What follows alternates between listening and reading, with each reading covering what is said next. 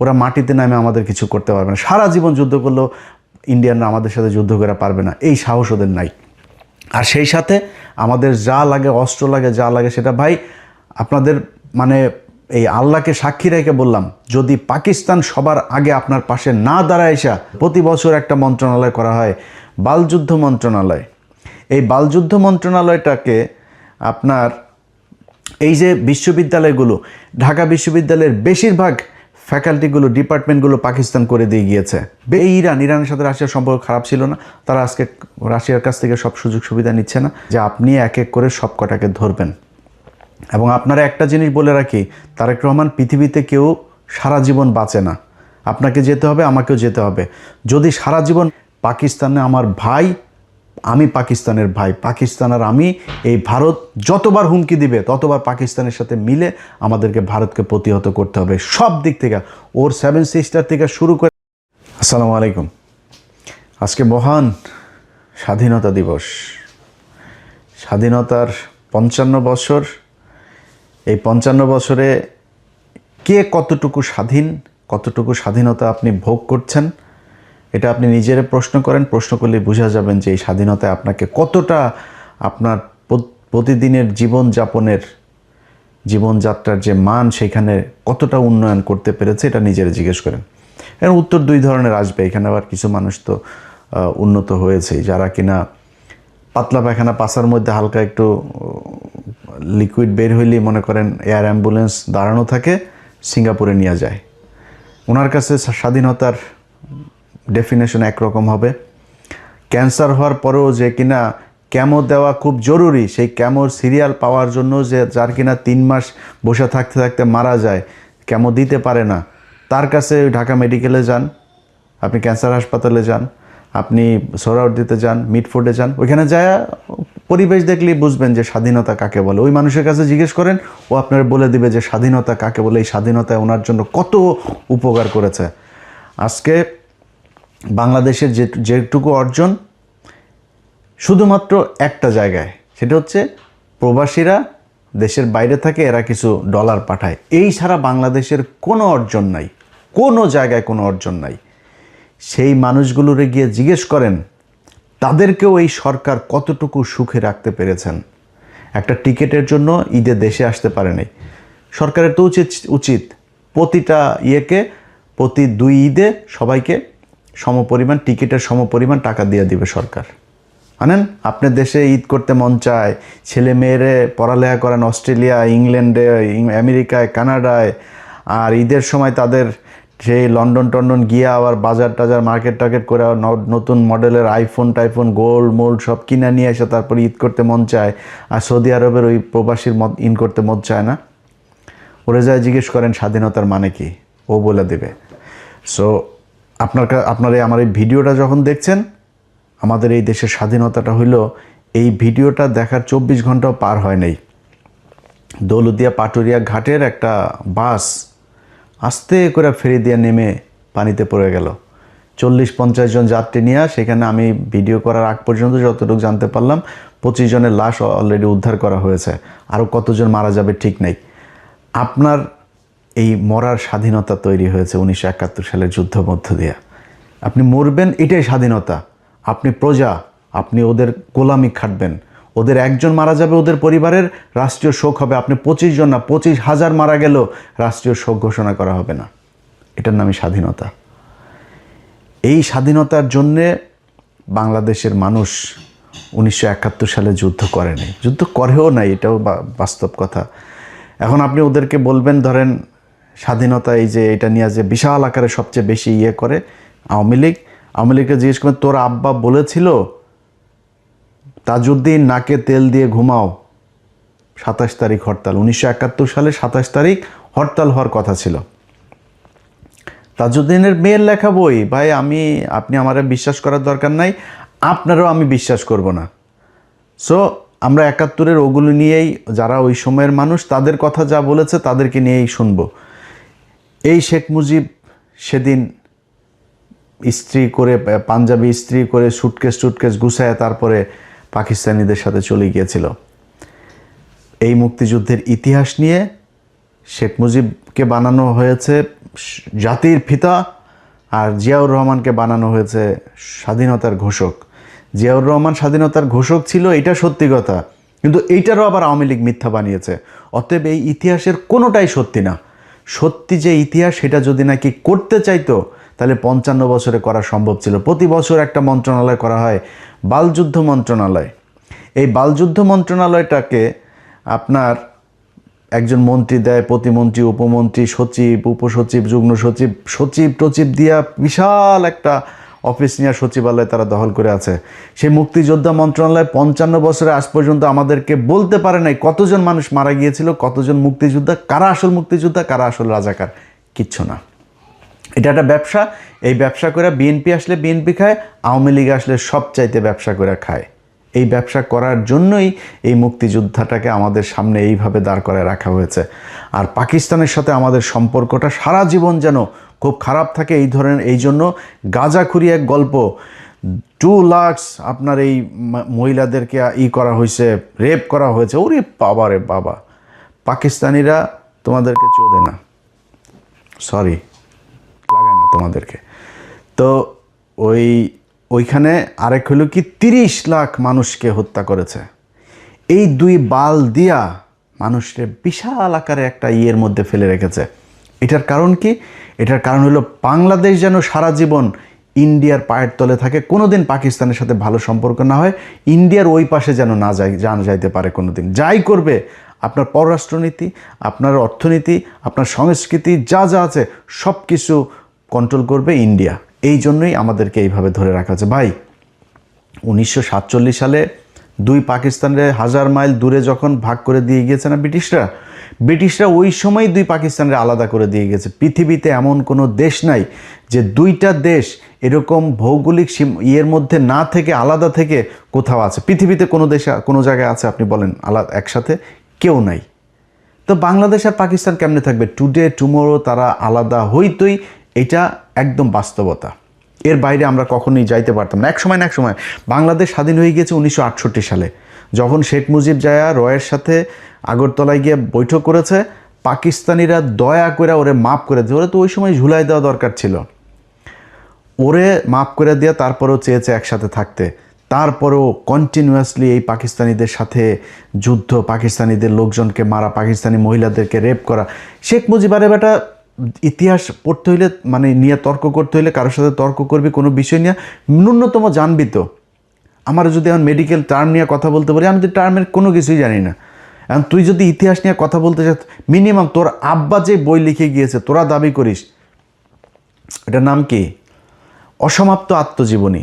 তোর বাপের অসমাপ্ত আত্মজীবনীর মধ্যে দেখবি এই আদমজি জুট মিলের যে মাঠ, এই কলোনির মাঠের এখানে একটা পুকুর আছে, সেই পুকুরের মধ্যে শেখ মুজিব বলছে কমপক্ষে 500 পাকিস্তানিদের লাশ এখানে হয়ে আছে, কমপক্ষে 500 এই পানির মধ্যে ভেসে আছে। এইভাবে পাকিস্তানিদের সাথে তিলে তিলে তিলে তিলে বাংলাদেশিদের করা হয়েছে। পাকিস্তানিরা আমাদের কিচ্ছু দেয় নাই, পাকিস্তানিরা আমাদেরকে সব জায়গায় শোষণ করে রেখেছে, পাকিস্তানিদের সাথে পাকিস্তানিরা আমাদেরকে দিয়ে কাজ করিয়ে সব নিয়ে গিয়েছে, এখানে কিচ্ছু করে নাই। বেটা, পাকিস্তান গিয়েছে আজকে 55 বছর। এই 55 বছরে পাকিস্তান আদমজি জুট মিল দিয়ে গিয়েছে, আদমজি জুট মিল বন্ধ হয়েছে। নিউজ প্রিন্ট কাগজ মিল দিয়ে গিয়েছে, নিউজ প্রিন্ট কাগজ মিল বন্ধ হয়েছে। এই যে বিশ্ববিদ্যালয়গুলো, ঢাকা বিশ্ববিদ্যালয়ের বেশিরভাগ ফ্যাকাল্টিগুলো, ডিপার্টমেন্টগুলো পাকিস্তান করে দিয়ে গিয়েছে, বেশিরভাগ বিভাগ। রাজশাহী বিশ্ববিদ্যালয় পাকিস্তানের করা, রংপুর মেডিকেল এবং রংপুর বিশ্ববিদ্যালয়, সিলেট ওসমানী মেডিকেল পাকিস্তানের করা, ময়মনসিংহ মেডিকেল পাকিস্তানের করা, চিটাং মেডিকেল পাকিস্তানের করা, এই যে কমলাপুরটা পাকিস্তানের করা, এই যে সংসদ ভবনটা পাকিস্তানের করা। স্বাধীনতার অর্জনের মাত্র 2 বছর আগেও যখন খুব তিক্ত সম্পর্ক, তখনও পাকিস্তানিরা এখানে জাহাঙ্গীরনগর বিশ্ববিদ্যালয়টা করে গিয়েছে 1969 সালে। গুগলে সার্চ দিয়ে দেখ এই জাহাঙ্গীরনগর বিশ্ববিদ্যালয় কবে প্রতিষ্ঠিত হয়েছে। সবগুলো বিশ্ববিদ্যালয় দিয়ে সার্চ দিয়ে দেখবি যে যেই 23 বছরের বঞ্চনা গাঞ্ছনার ইতিহাস এগুলি শোনায় এই বালের কথা, এই পাকিস্তানিরা এই 23 বছরে এই জিনিসগুলো করে দিয়ে গিয়েছে। যদি না হইতো, বালটাও হইতো না। 1974 সালে খালি এই চারুকলাটা হয়েছে, এর বাইরে আজ পর্যন্ত না হয়েছে কোনো নতুন বিশ্ববিদ্যালয়, না হয়েছে ফ্যাকাল্টি। এইটার নামই বাংলাদেশের স্বাধীনতা। এই বালের গান শোনায় শোনায় ভাই আপনি বলবেন যে হ্যাঁ ওরা আমাদের শোষণ করার জন্য এখানে, এই জাহাঙ্গীরনগর বিশ্ববিদ্যালয় এখানে করেছে পাকিস্তানের লোক এসে পড়ার জন্য, তোর লোকেরা শিক্ষিত করার জন্য এগুলো বানিয়েছে, তারা করেছে এগুলো। এই যে পিজি হাসপাতালটা, এই পিজি হাসপাতাল, ঢাকা মেডিকেল হাসপাতাল লেখ, ওইখানে দেখবি যে পাকিস্তানি ডাক্তারদের কি অবদান, কি করে গিয়েছে তারা এই হসপিটাল। এটা তো 500 বেডের ছিল এক সময়, পরে 1800 বেড। এগুলো কারা করেছে? এই পিজি হাসপাতালের বঙ্গবন্ধু বিশ্ববিদ্যালয় কারা করেছে? পাকিস্তানিরা করেছে। আজকে তাদের সাথে আমাদের বিশাল খারাপ সম্পর্ক। ভাই কোনো সমস্যা নেই, আমি এগুলো বলার মানে এটা না যে আমরা আবার পাকিস্তানিদের সাথে আলাদা হইতে, বা আলাদা হওয়ার দরকার নাই। আমেরিকার সাথে জাপানের আজকে মধুর সম্পর্ক, দক্ষিণ কোরিয়ার মধুর সম্পর্ক, ভিয়েতনামের মধুর সম্পর্ক, ভাই তাদের সাথে যুদ্ধ হয় নাই। আজকে আফগানিস্তানের সাথে রাশিয়ার সম্পর্ক ভালো, একসময় এরা যুদ্ধ করে স্বাধীন হয়েছে ওদের কাছ থেকে, আমেরিকায় আফগানিস্তানকে সাহায্য করেছে। এটাই কৌশল, যার যখন যাকে দরকার হবে। এই ইরানের সাথে রাশিয়ার সম্পর্ক খারাপ ছিল না, তারা আজকে রাশিয়ার কাছ থেকে সব সুযোগ সুবিধা নিচ্ছে না। আমাদের এই সুযোগ সুবিধা যেন আমরা নিতে না পারি, ভারতকে যাতে আমরা ওভারটেক করে কোথাও যাইতে না পারি, এই জন্য এই ধরনের এই গাঁজাখুরি গল্প সব জিয়ে রাখা হয়েছে, যেন পাকিস্তানিদের সাথে আমরা কোনোভাবে কোনো সুযোগ সুবিধা, কোনো চুক্তি, কোনো কিছু করতে না পারি। ভাই পাকিস্তান আলাদা, আমরা আলাদা। আমি আমার কাজে পাকিস্তানকে কাজে লাগাবো, পাকিস্তান পাকিস্তানের কাজে আমাকে কাজে লাগাবে। এইভাবেই চলতে হবে। এখন যদি নাকি আপনি বলেন যে ভারতের সাথে আমাদের যে সম্পর্ক, ভারত হলো আমার ভাই, ভারত কয়দিন আগে আমাদের তেল দিয়েছে, তেল নাকি কার বলতে গেলে আবার মুখ খারাপ হয়ে যায়, বুঝছেন, আমি কন্ট্রোল করতে পারি না। ওদের কার নাকি কোন দিক দিয়ে নাকি তেল দিয়েছে। আরে ভারত এখন তেল না, ভারত এখন আরও অনেক কিছু দিতে পারে, কারণ ভারতের এখন চিপার মধ্যে আছে, যেই কারণে ভারত এখন আমাদেরকে কোনো না কোনোভাবে একটা করতে হবে। কিন্তু ভারতের আসল চেহারা কি সেটা বুঝবি, সেটা বুঝতে হলে চল একজন একটু বক্তব্য শুনি তোদের ভারতের আব্বার। ভারত আর হাত গুটিয়ে বসে থাকতে রাজি নয়। তারেক রহমানের দেশে ফেরা এবং প্রধানমন্ত্রী হওয়ার নেপথ্যে ভারতের একটি বড় পরিকল্পনা ছিল, আগেই বলেছি। কথা ছিল আওয়ামী লীগের বিরুদ্ধে কোনো প্রতিশোধমূলক রাজনীতি হবে না এবং উগ্র মৌলবাদী শক্তি, বিশেষ করে জামাতের প্রভাব নিয়ন্ত্রণ করা হবে। কিন্তু প্রধানমন্ত্রী হওয়ার পর থেকেই তারেক রহমানের ভুল বদল শুরু হয়েছে। ভারতের দেয়া সেই প্রতিশ্রুতির কোনো প্রতিফলন এখন আর তার কাজে দেখা যাচ্ছে না। তিনি জামাতকে মন্ত্রিসভায় জায়গা দেওয়ার কথা ভাবছেন এবং আওয়ামী লীগের ওপর রাজনৈতিক নিষেধাজ্ঞা ও আইসিটি ট্রাইব্যুনালের খড়গ বহাল রেখেছেন, বরং চিঠি দিচ্ছেন আইসিটির রায়ের প্রেক্ষিতে শেখ হাসিনা এবং আসাদুজ্জামান খান কামালকে যাতে তাড়াতাড়ি বাংলাদেশে প্রত্যর্পণ করা হয়। দিল্লির কূটনীতিকদের মতে এটি ভারতের সাথে করা বড় ধরনের কথা খেলাপি বা বিশ্বাসঘাতকতা। আওয়ামী লীগের ওপর থেকে নিষেধাজ্ঞার খাড়া তোলার কথা আর উঠছেই না। শেখ হাসিনাকে ফাঁসিতে ঝোলাবার জন্য উল্টে ভারতের কাছে ইউনুস জমানাচ্ছে কড়া চিঠি দিয়ে প্রত্যর্পণ দাবি করছে তারেক রহমান সরকার। এসব কিসের লক্ষণ? এই সব কিছুই কি সেই পুরনো বিশ্বাসঘাতকতার নতুন সংস্করণ নয়? এটা ঠিক, তারেক রহমান সরকারের বয়স সবে 1 মাস। এর মধ্যে চরম সিদ্ধান্ত নেয়নি ভারত, তবে ঘরপোড়া গরু সিঁদুরে মেঘ দেখে ভয় পায়। তারেক সরকারের কাজকর্মে সেই সিঁদুরে মেঘের লক্ষণ কিন্তু স্পষ্ট ফুটে উঠছে। আওয়ামী লীগ নেতাদের জেল মুক্তির কোনো খবর নেই। যারা মুক্ত হচ্ছেন বিচার বিভাগের নির্দেশে নতুন মামলা দিয়ে তাদের আবার ঢুকিয়ে দেওয়া হচ্ছে জেলে। এই যদি বিএনপির গণতন্ত্র রক্ষার আসল ছবি হয় তাহলে সন্দেহ জাগেই। আর ঠিক এই কারণেই হয়তো এবার ভারত আর কোনো বিশেষ দূতের অপেক্ষা না করে অজিত ডোভালের মাধ্যমে সরাসরি 1 মাসের ডেডলাইন দিয়ে দিয়েছে। ভারত তার সাথে কথাবার্তা বলে শুধু কয়েকটি শর্তে, কয়েকটি বিষয়ে কেবল একমত হয়েছিল, কথা নিয়েছিল তারেক রহমানের কাছ থেকে। তাদের মধ্যে 1, ভারতের উত্তর পূর্বাঞ্চলের বিচ্ছিন্নতাবাদীদের যেন বাংলাদেশের মাটি ব্যবহার করতে দেয়া না হয়। 2, দেশে ইনক্লুসিভ রাজনীতি যেন ফিরিয়ে আনা হয়, অর্থাৎ আওয়ামী লীগকে সরকারি নিষেধাজ্ঞা থেকে মুক্ত করা যেন হয় এবং একই সঙ্গে ক্রাইম ট্রাইব্যুনালের অন্যায্য অবৈধ বিচারকে আইন বিরুদ্ধ বলে ঘোষণা করে সেই বিচারকে বাতিল করা। এবং 3, সরকারে কোনোভাবেই চরমপন্থী বা মৌলবাদী শক্তির যেমন জামায়াতের সরাসরি অংশগ্রহণ থাকবে না। ভারতের এই 3 শর্তে সহমত হলে তারেক দেশে ফেরেন এবং ভারত সব রকমের সহযোগিতা দিয়ে তারেকের জয়ের পথ প্রশস্ত করে। কিন্তু প্রধানমন্ত্রী হওয়ার পর তারেক রহমান কি সেই 2004 সালের মতোই ভারতের বিশ্বাস ভাঙতে চলেছেন? ভবিষ্যতের পথ নিষ্কণ্টক রাখতে শেখ হাসিনার দেশে ফেরা বন্ধ করো, মৃত্যুদণ্ড বহাল রাখো, আওয়ামী লীগকে নিষিদ্ধ রেখে দাও, রাজনীতিতে যেন ফিরতে না পারে আওয়ামী লীগ। যাতে আমেরিকার দালালি করবার জন্য বাংলাদেশ অনন্তকাল তৈরি হতে পারে। দিল্লির রণমূর্তি এই কারণেই, এই জন্যই অজিত ডোভালের চরম বার্তা। কেননা পরিস্থিতি আবার সেই 2004-এর দিকে চলেছে। এই পরিস্থিতিতে ভারত আর হাত গুটিয়ে বসে থাকতে রাজি নয়। নির্ভরযোগ্য সূত্রের খবর অনুযায়ী সেখানে ডোভাল সাহেব কোনো কূটনৈতিক মারপ্যাচ নয়, বরং সরাসরি টাইম বাউন্ড হুঁশিয়ারি দিয়েছেন বাংলাদেশের ডিজিএফআই কে সামনে বসিয়ে। কি ছিল সেই হুঁশিয়ারিতে? আগামী 1 মাসের মধ্যে আওয়ামী লীগের উপর থেকে সমস্ত রাজনৈতিক নিষেধাজ্ঞা তুলে নিতে হবে। 2, আইসিটি অধ্যাদেশ এবং তার অধীনে দেওয়া সমস্ত সাজা ও শেখ হাসিনার মৃত্যুদণ্ডের নির্দেশ বাতিল করতে হবে। 3, যদি এই 1 মাসের মধ্যে কোনো কার্যকর পদক্ষেপ না নেওয়া হয়, তবে ভারত তার নিজের স্বার্থ, তার জাতীয় স্বার্থ রক্ষায় যে ব্যবস্থা উপযুক্ত মনে করবে সেই ব্যবস্থা নিতে বাধ্য হবে। এই হুঁশিয়ারি শুধু কথার কথা নয়, ভারতের নিরাপত্তা বিশ্লেষকরাও বলছেন জামাতের উত্থান মানেই ভারতের উত্তর পূর্বাঞ্চলের অস্থিরতা তৈরি করা।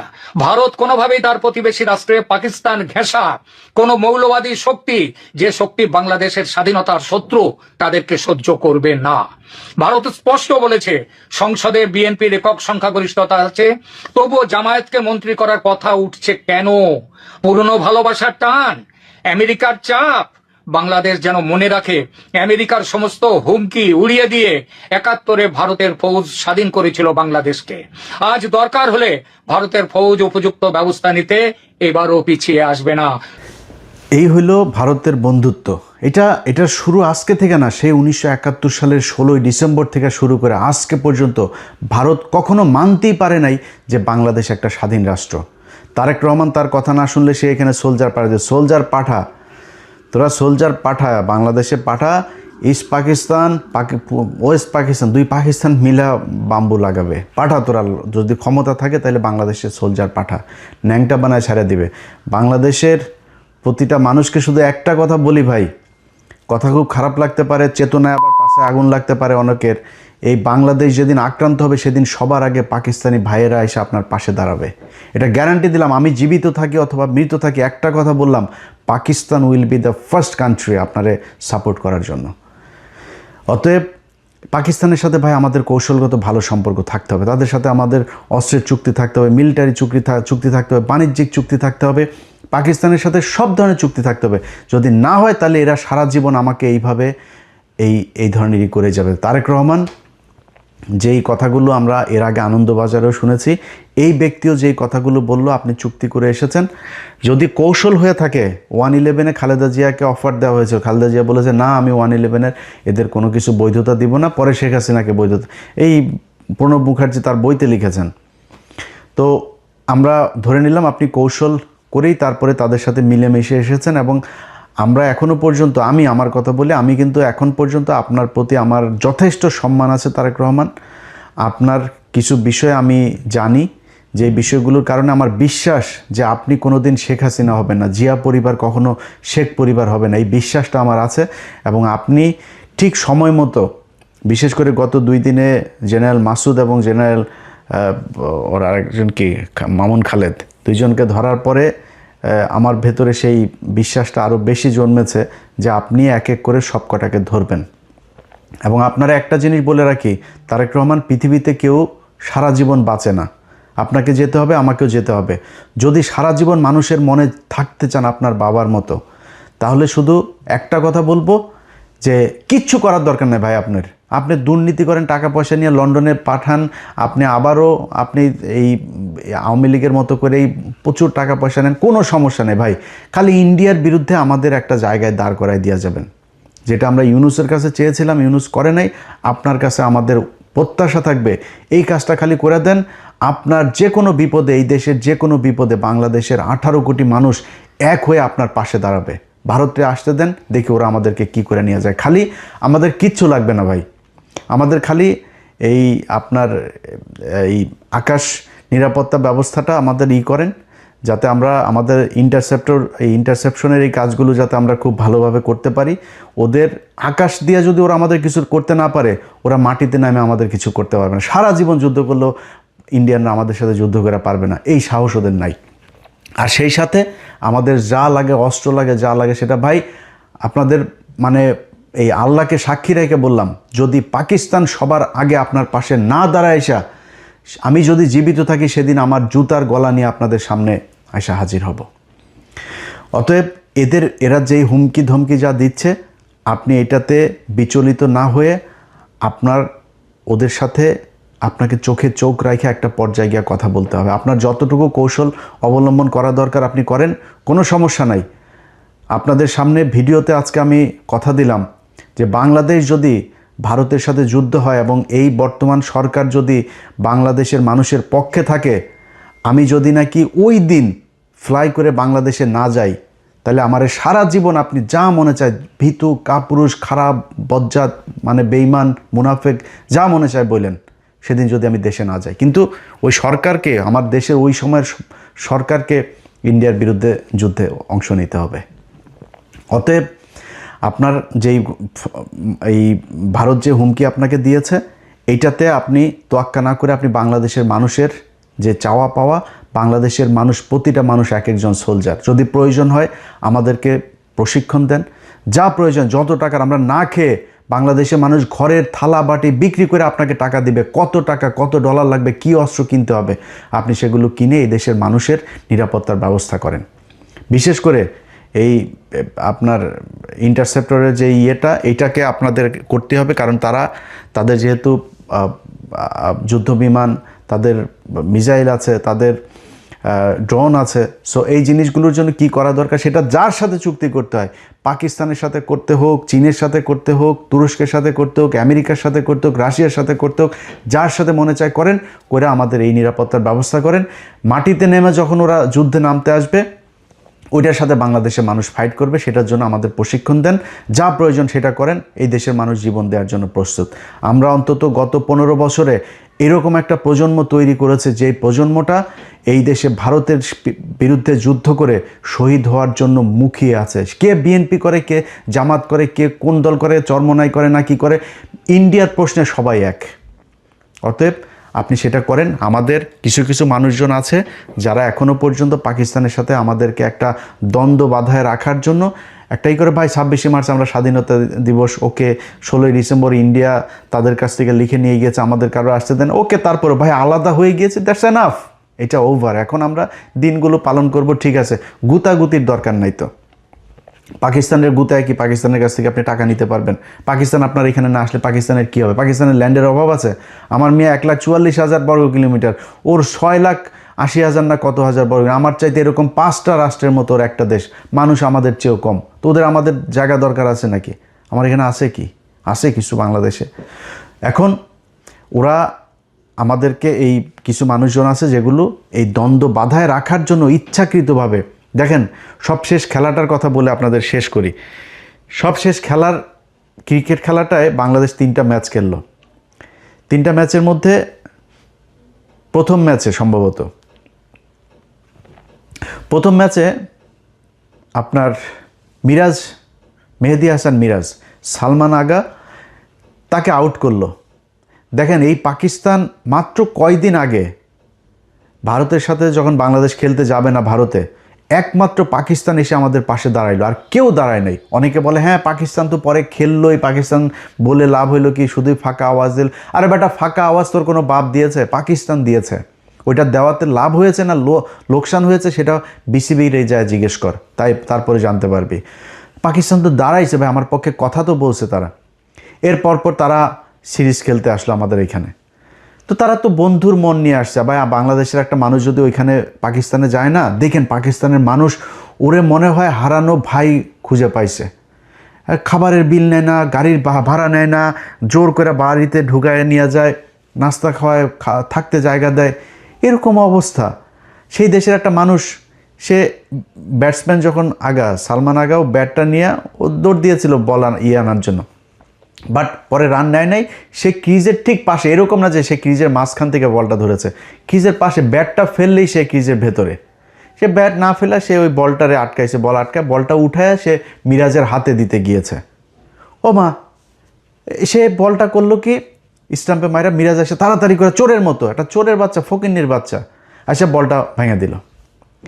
এরপরে আবার লাস্টের ম্যাচে আপনার করলো, এই যে ওর নাম কি, নাহিদ রানা, ওর মুখের অঙ্গভঙ্গি দেখে আমার মনে হয়েছে যে ও একটা গালি দিয়েছে, একটা বাজে গালি দিয়েছে। আমি ওর মুখের যে মুভমেন্টটা দেখেছি ওটাতে আমার মনে হচ্ছে একটা বাজে গালিটা দিলাম না এখানে, তো এই গালিটা সে দিয়েছে বিশাল, আরে বাবা বিরাট আকারে উত্তেজনা, মনে হয় ভারত পাকিস্তান খেলা হচ্ছে। আরে বেটা, তোর তো বোঝা উচিত, এই যে এখন গেছিস পিএসএল খেলতে, তোর বাপরাই তো নিল, তোর বাপের দেশেই তো গেলি পিএসএল এ, তোর বাপেরা তোদের দেশ থেকে, বাংলাদেশ থেকে 6টা প্লেয়ার নিয়েছে। আর আইপিএলে নিয়ে যাইতো সাকিব আল হাসান, পৃথিবীর শ্রেষ্ঠ একজন অলরাউন্ডার, সবচাইতে ধারাবাহিক একজন প্লেয়ার, ফর্মে থাকা প্লেয়ার, তারে নিয়ে সাইড লাইনের বাইরে দাঁড় করে রাখতো, পানি নেওয়াইতো তারে দিয়া। অপমান খালি নিত কেন, ওই বাংলাদেশের দর্শকগুলোর নেওয়ার স্পন্সর আছে না, ওদের তো প্রোডাক্ট বিক্রি করতে হবে, বাংলাদেশের মানুষ দর্শক তো থাকবে না, একজন না থাকলে নিয়ে বসায় রাখতো। এটা করতো ইন্ডিয়া।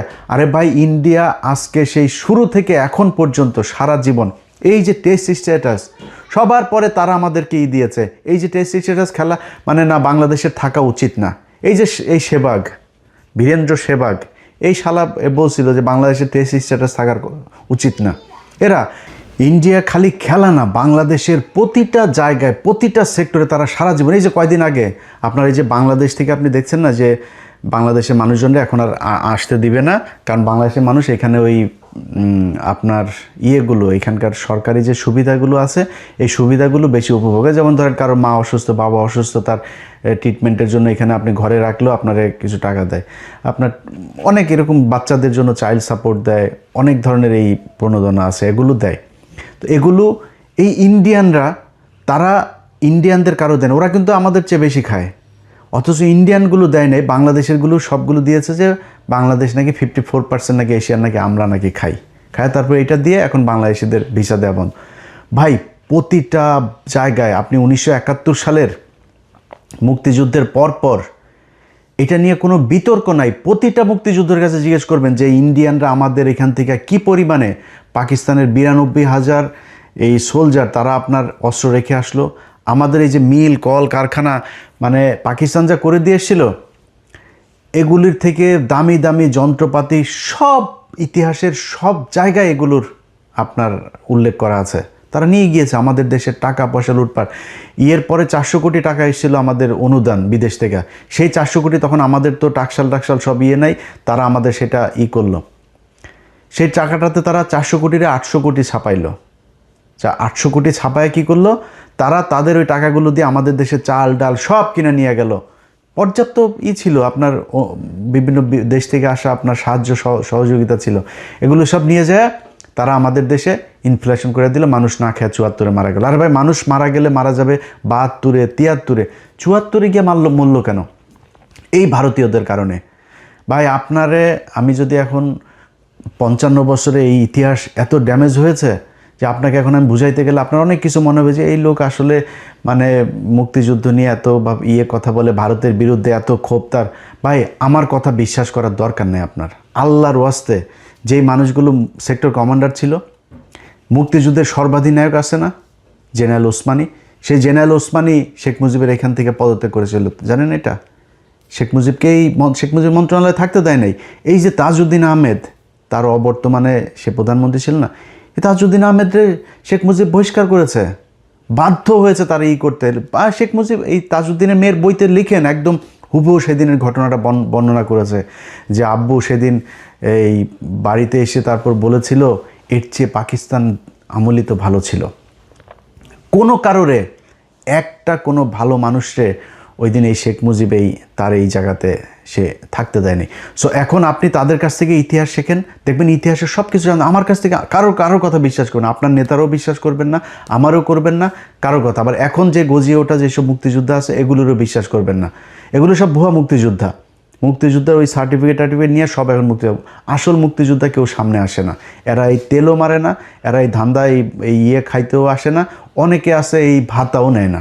এরকম বহু আমার নিজের পরিবারে আছে, আমার আপন খালু, আমার খালার ছোট খালার হাজবেন্ড, আপন খালু মুক্তিযোদ্ধা। এইসব ইতিহাস এগুলো তার কাছ থেকে বহুত শুনছি ভাই। আপনার সেক্টর কমান্ডার আছে না, সেক্টর কমান্ডার সবচাইতে বড় সেক্টর 9 নম্বর সেক্টর খুলনা অঞ্চলের, এই 9 নম্বর সেক্টরের সেক্টর কমান্ডার আপনার মেজর জলিল, জানেন মেজর জলিল কোথায় মারা গেছিল? এটা জানেন কেউ? মেজর জলিল এই করাচিতে গিয়ে মারা গেছিল। দেখেন ওনার দেখেন, ওনার গুগলে যান, ওনার দেন, করাচিতে গিয়ে মারা গেছিল। এই বাংলাদেশের প্রতি ঘৃণা, ইন্ডিয়ার প্রতি ঘৃণায় সেই দেশটায় থাকতে পারে নাই, সেই জীবনটা সেইখানে মারা গিয়েছে। একজন সেক্টর কমান্ডার। আপনার কাছ থেকে আমি ইতিহাস শিখবো ভাই। আপনি আমার সাথে ইতিহাস নিয়ে করবেন, ডিবেট করবেন, কথা বলবেন, যে যে বলতে চায়, যত বড় মুক্তিযোদ্ধা আছে যে আছে, আমি আমার মুখ থেকে একটা কথা বলবো না, বই থেকে কোট আনকোট কথা বলবো। তার চাইতে বড় মুক্তিযোদ্ধার বই থেকে আমি তার রেফারেন্স দেবো যে এই মুক্তিযুদ্ধ এটা বলে গেছে, আপনি এটা কোথায় পেলেন? আমার মুখ থেকে একটা কথা বলবো না, কে আছেন বলেন, আমি তার সাথে বসবো। অতএব এই মুক্তিযুদ্ধ নিয়ে ভাই, আমাদের দেশের যে 2 লাখ মা বোনকে পাকিস্তানিরা লাগাইছে, বাল ফলাইছে, 30 লক্ষ মানুষকে পাকিস্তানিরা মেরে থয়ে গিয়েছে ভাই। এই ভগাস কথাবার্তা 55 বছর হয়েছে মুক্তিযুদ্ধ মন্ত্রণালয়ের, বলেন না কেন ঠিক করতে? জীবনও করবে না, কারণ সব মিথ্যা কথা। পাকিস্তানিরা কাউকে রেপ করে নাই, পাকিস্তানিরা কোনো মুসলমানকে হত্যা করে নাই। এই যে কয়দিন আগে আমেরিকাতে দেখছেন না 2 কংগ্রেসম্যান সব এই কারণেই। হ্যাঁ, হিন্দুদের সাথে যুদ্ধ হয়েছে, ভারতের সাথে পাকিস্তানের যুদ্ধ হয়েছে, হিন্দুরা তো এই দেশে গণহত্যা চালিয়েছে, গণধর্ষণ চালিয়েছে। তো এখন কি বলবেন? এগুলোরও নিয়ে এই যে 3 লাখ, 30 লাখ, 2 লাখ, এগুলোর করেন না কেন? আমরা তো চাই কারা কারা ধর্ষিত হয়েছে, কাদের কাদের পাকিস্তানের পয়দা হয়েছে, আমরা এটা দেখতে চাই। দেখান, বলেন, আপনাদের তালিকা নাই কেন? আপনারা এখনও করেন না কেন? যে মারা গিয়েছে তার তো আর মান সম্মান নাই, খুঁজে বার করেন দেখি। মুক্তিযোদ্ধা তো এখনও জীবিত আছে, খোঁজ নেন। নাম বলার দরকার নাই, কোনো নারীর নামও বলার দরকার নেই, এমনিতে আপনি সংখ্যাটা আমাদের জানান দেখি কোথায় কে করছে। এইসব ভগাস কথাবার্তা ভাই। আমার পাকিস্তানের সাথে আমি একও হব না, আবার পাকিস্তানের সাথে আমাদের মানে কোনো কিছু দিয়েও সম্পর্ক করার দরকার নেই। পাকিস্তানে আমার ভাই, আমি পাকিস্তানের ভাই, পাকিস্তান আর আমি। এই ভারত যতবার হুমকি দিবে ততবার পাকিস্তানের সাথে মিলে আমাদেরকে ভারতকে প্রতিহত করতে হবে সব দিক থেকে।